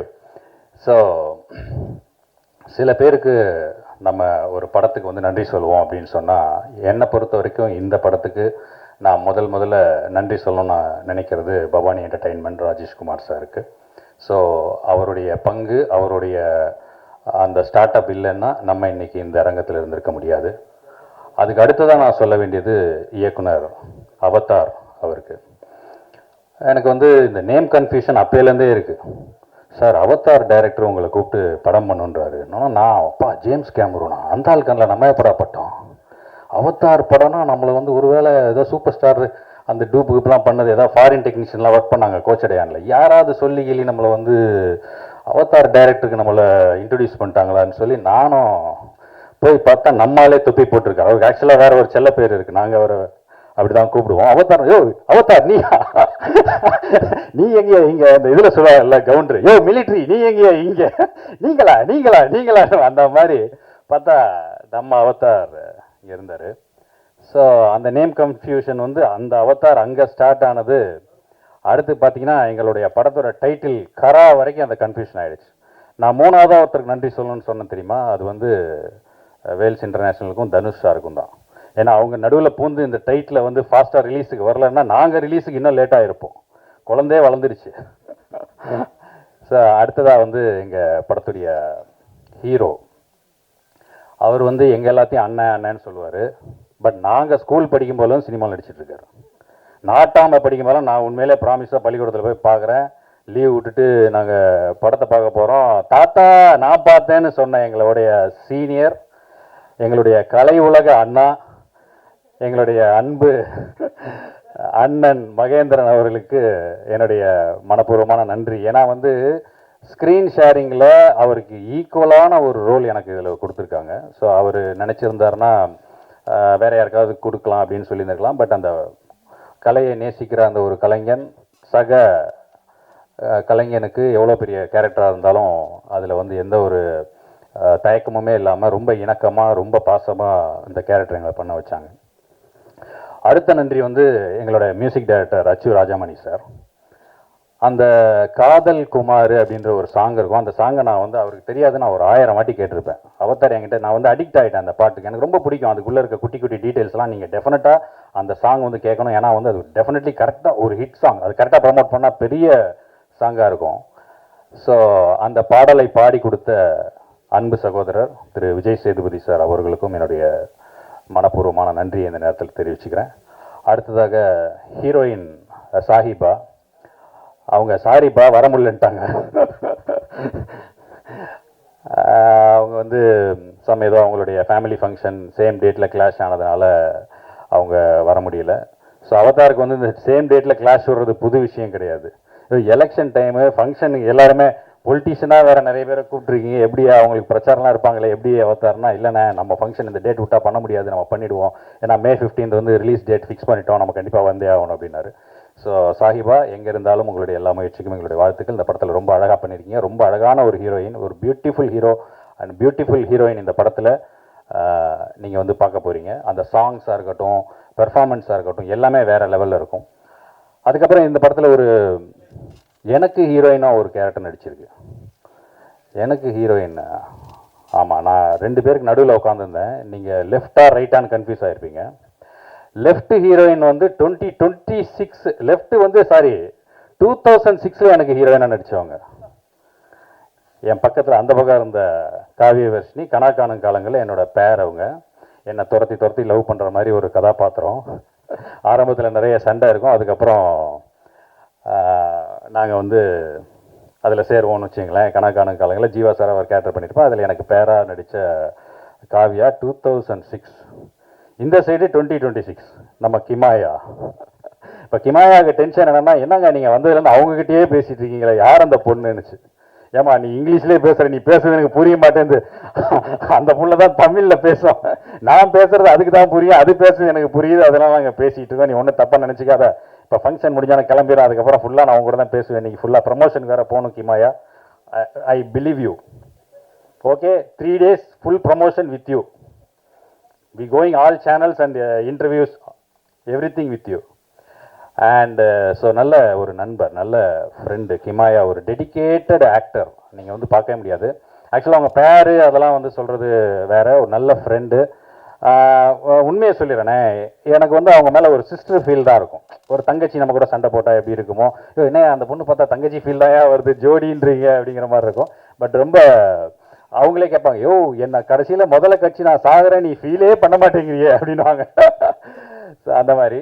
ஸோ அடுத்ததாக எங்களுடைய டெக்னீஷியன் ஃபைட் மாஸ்டர் ரவி அண்ணன், அவர் வந்து இந்த படத்தில் வேற லெவலில் அவருக்கு கொடுக்கப்பட்ட அந்த கொஞ்ச நாளில் அவ்வளோ ஒரு பெர்ஃபார்மன்ஸ் வந்து எல்லார்கிட்டையும் வாங்கியிருப்பார். ஸோ நீங்கள் ஆக்டர்ஸை வந்து வேலை வாங்குறது ஈஸிங்க. crocodiles வந்து நிறைய டம்மியும் நாங்கள் ஷூட் பண்ணோம்.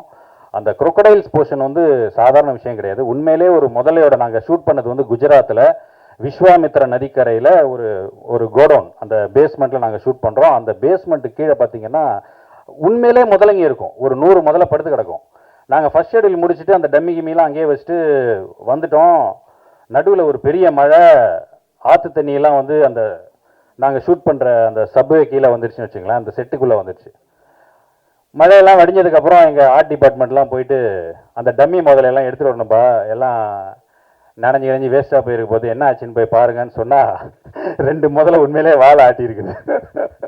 அலறி அடித்து ஓடி வந்தாங்க. ஏன்னா உண்மையான முதல்ல அந்த ஆத்தங்கரையிலேருந்து இறங்கி உள்ள செட்டோட செட்டாக வந்து கலந்துருச்சு, குரூப்பில் டூப் ரவுண்டு மாதிரி.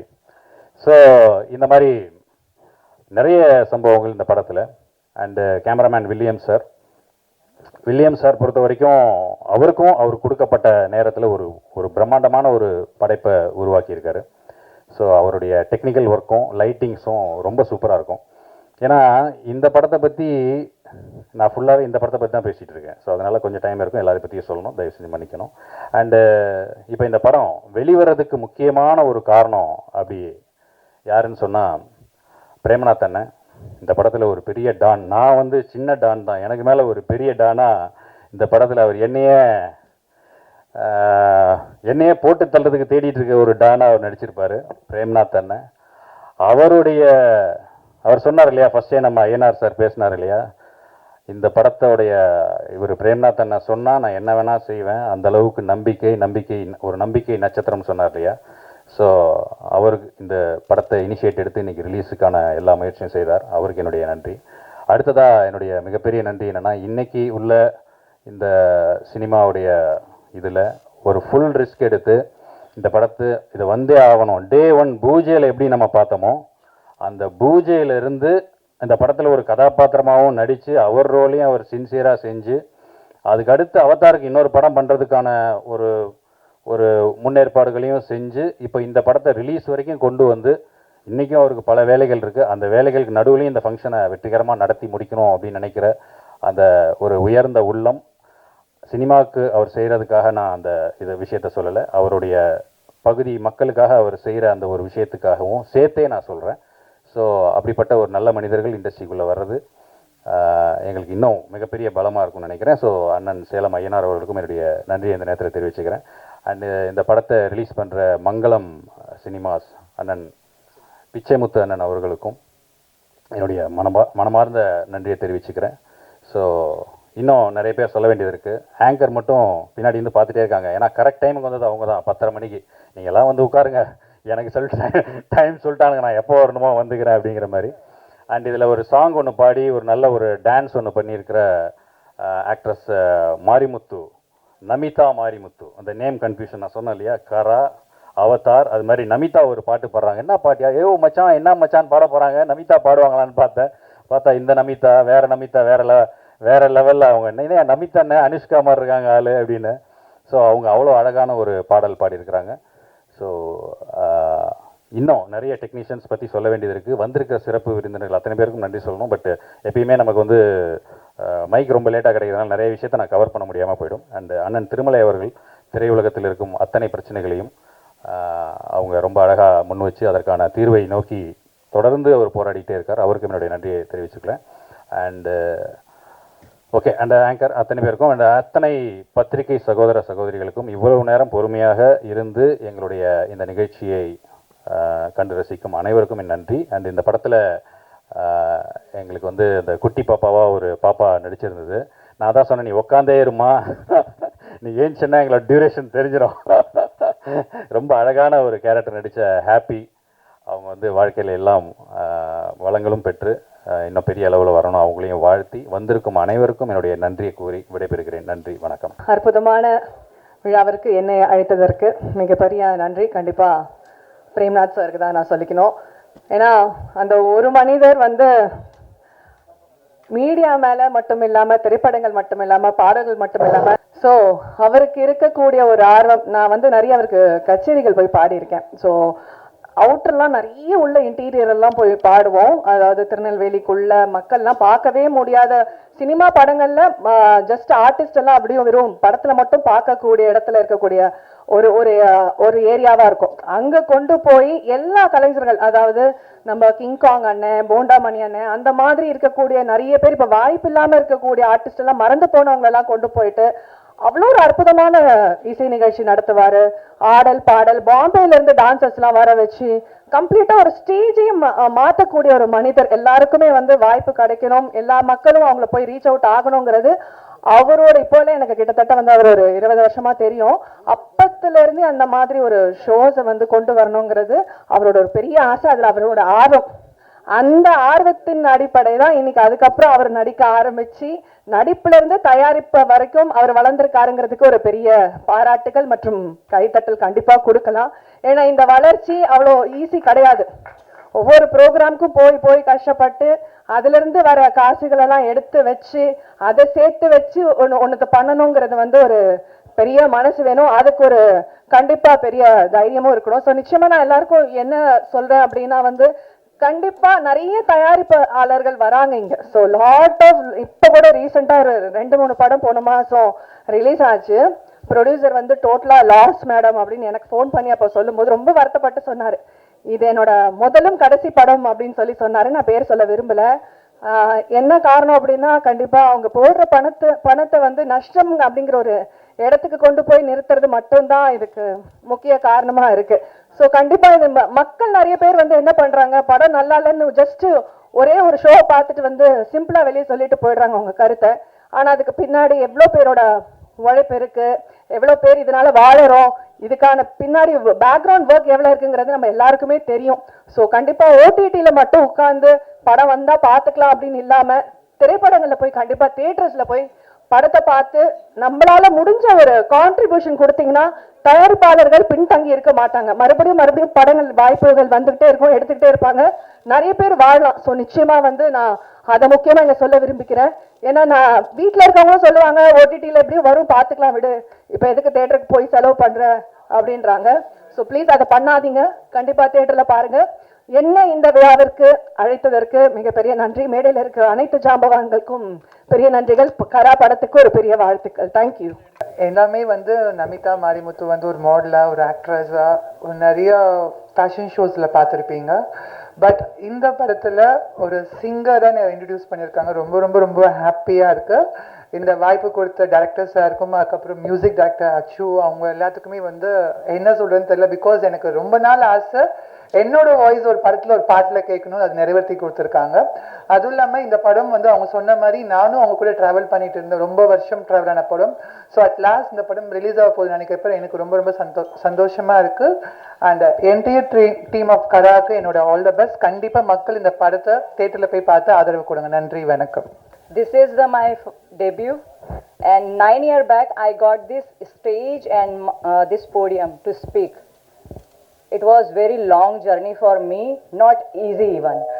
So thank you, Avatar sir, you choose me, and for him I can say just a content creator and a good quality man.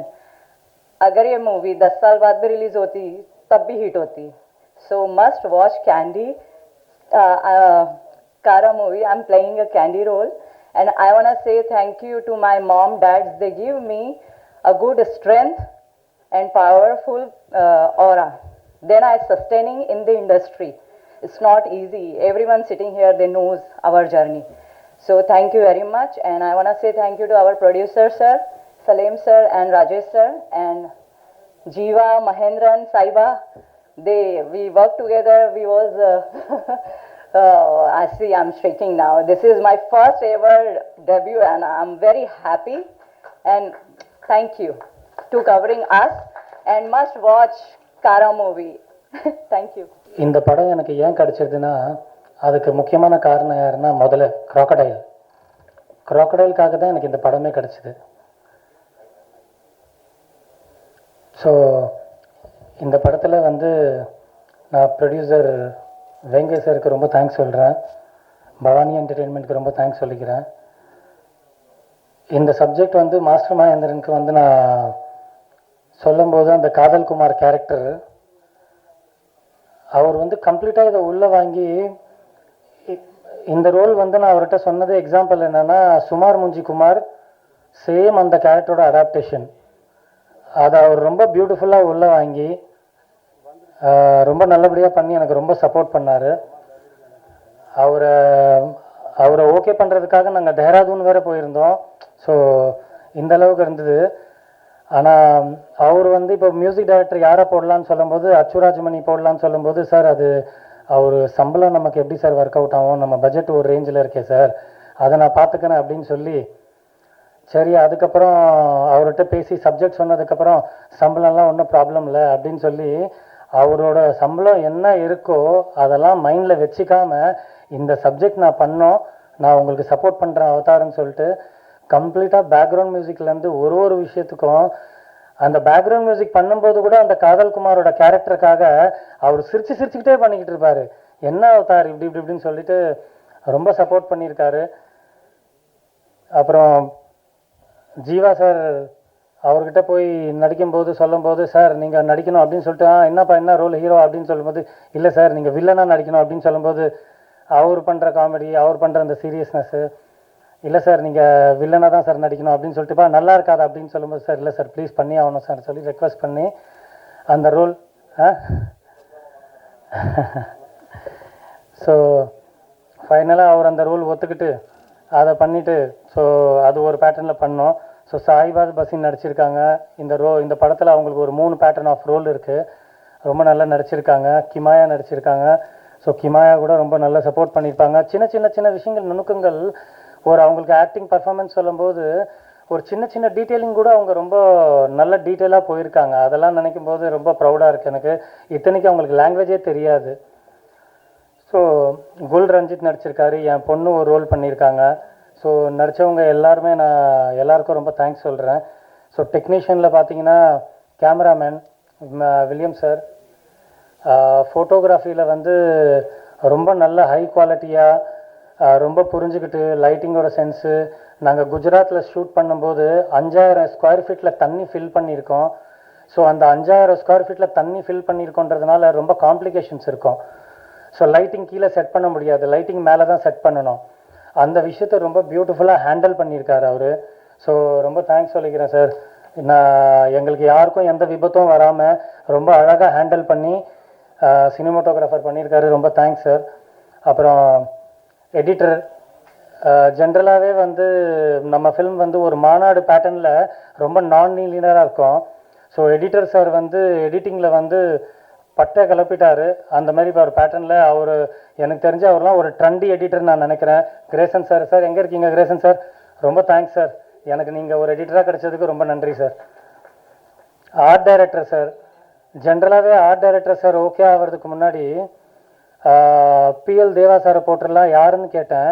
அவர் இல்லை இவ்வளோ ஏஜ் ஆயிருக்கு அப்படி இப்படின்னு சொன்னாங்க, நமக்கு எப்படி செட் ஆகும் அப்படின்லாம் நான் கொஞ்சம் நெகட்டிவாக நினச்சிட்டு இருந்தேன். ஆனால் அவர் உள்ளே வந்ததுக்கப்புறம் அவரோட ஏஜ் தான் எங்களை காப்பாற்றிச்சுன்றது நான் 100% அதை நம்புகிறேன். எங்களுக்கு முதல்ல வந்து நிறைய விதமாக ஸ்கெட்ச் போட்டு கொடுத்து முதல்ல வந்து விதவிதமாக செஞ்சு கொடுத்து ரப்பரில் ஃபைபரில் இந்த மாதிரி கிட்டத்தட்ட நாங்கள் ஒரு 20 முதலையே டம்மியாக செஞ்சுருக்கோம். மிஷின் இந்த மாதிரி எல்லாத்துலேயும் கூட இருந்து ஸ்பாட்டில் ஏதாவது ஃப்ரேமில் எதுவும் பின்னாடி இல்லைன்னா கூட கேமராமேன் சார் பார்க்கும்போது ஒரு 5 to 10 மினிட்ஸில் சூப்பராக அதை செட் பண்ணி விட்ருவார். ரொம்ப தேங்க்ஸ் சார், உங்களால் நாங்கள் ரொம்ப பெருசாக தப்பிச்சிருக்கோம் சார். ஸோ இந்த படத்தை வந்து கொஞ்சம் ஓரளவுக்கு பெரிய ரேஞ்சுக்கு ஆக்குனதும் ஆர்ட் டைரக்டரை நம்ம சொல்லிக்கலாம். Fight master Michael miracle sir, அப்புறம் பில்டப் ரவி 2 பேர் ஃபைட் மாஸ்டராக பண்ணியிருக்காங்க. பட் மைக்கேல் மிராக்கல் சார் வந்து நமக்கு முதல்ல போர்ஷன் வந்து நமக்கு பில்டப் ரவி பண்ணியிருக்காரு. ரொம்ப ஷார்ட் டைமில் அவரை ரொம்ப அழகாக புரிஞ்சுக்கிட்டு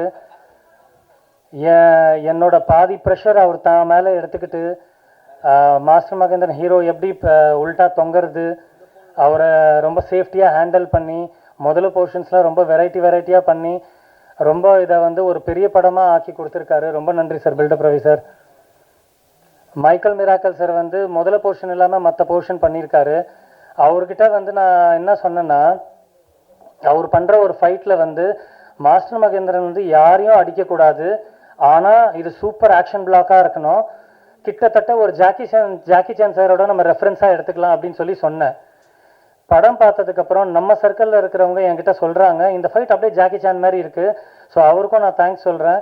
அவர் நான் என்னென்ன மனசில் நினச்சேனோ அதுக்கேற்ற மாதிரி பண்ணார். ஸோ நம்ம கோ டைரக்டர் ராமச்சந்திரன் இந்த படத்துக்காக ரொம்ப உழைச்சிருக்காரு. குஜராத் ஷெட்யூலில் ரொம்ப கொஞ்சம் ஊழ்ந்து கொஞ்சம் அவருக்கெல்லாம் கொஞ்சம் இன்ஜர் ஆகி இந்த மாதிரி ரொம்ப டெக்னிக்கலாக ஹெல்ப் பண்ணியிருக்காரு. நம்ம கோ ரைட்டர் பிரபாகர் சார், அவருக்கு நான் நன்றி சொல்லிக்கிறேன். சேதுபதி சார், இந்த பாட்டை அவர் பாடினதுனால என்னோட முதல் படம், அவர் இந்த பாட்டு பாடினதுனால எனக்கு ஒரு பாக்கியமாக நான் இதை நினைக்கிறேன். என் ஃபஸ்ட்டு படத்தில் அவர் பாட்டு பாடியிருக்காரு. ஸோ அந்த பாட்டு ரொம்ப நல்லா வரணும், நல்லா ஹிட் ஆகணும். உங்கள் எல்லாருக்கிட்டையும் ரெக்வஸ்ட் பண்ணிக்கிறேன். நிமிர்ந்து நில் அந்த பாட்டு சொர்க்கோ கருணாநிதி சார் எழுதியிருக்காரு. அந்த லிரிக்ஸ் கேட்ட உடனே மியூசிக் டைரக்டர் வந்து யார் எழுதுனாங்க, லிரிக்ஸ் ரொம்ப டச்சிங்காக இருக்குது, எனக்கே உறுத்துது. ஸோ எனக்கு என்ன ஒரு நம்பிக்கை இருக்குன்னா, இந்த நிமிர்ந்து நில் சாங் வந்து நிறைய பொண்ணுங்களுக்கு வந்து உள்ள ஒரு கான்ஃபிடென்ஸ் லெவல் கொடுக்கும். நம்ம என்றைக்கும் கொஞ்சம் வீக்காக இருக்கக்கூடாது, நமக்கு என்ன மாதிரி ஒரு சுச்சுவேஷன் இருந்தாலும் நம்ம நிமிர்ந்து நிற்கலாம் அப்படின்ற ஒரு தன்னம்பிக்கை கொடுக்கும். மகளே சாங்கு, இந்த மகளே சாங் வந்து கேஜிஎஃப்பில் அம்மா சாங் எழுதினவர் தான் கரால அப்பா சாங் எழுதியிருக்காரு, மதுரை கவி. ஸோ மதுரை கவி சார் இன்னைக்கு வரல.